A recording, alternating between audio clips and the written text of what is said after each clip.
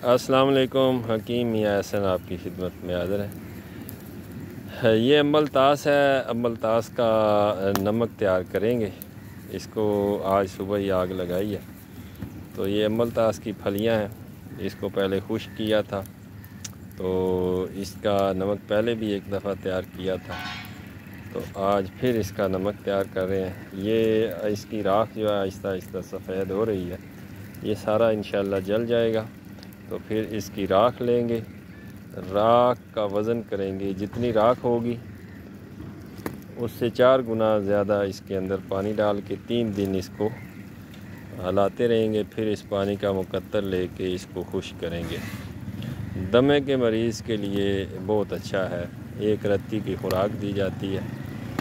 सादा इसका नमक जो है खांसी, नज़ला, ज़ुकाम, दमे के मरीज़ के लिए बहुत अक्सीर चीज़ है। कब्ज़ के लिए भी आम तौर पर इसे इस्तेमाल किया जाता है। तो इसका नमक, किसी भी जड़ी बूटी का नमक तैयार करना हो तो उसकी पहले राख बनाई जाती है।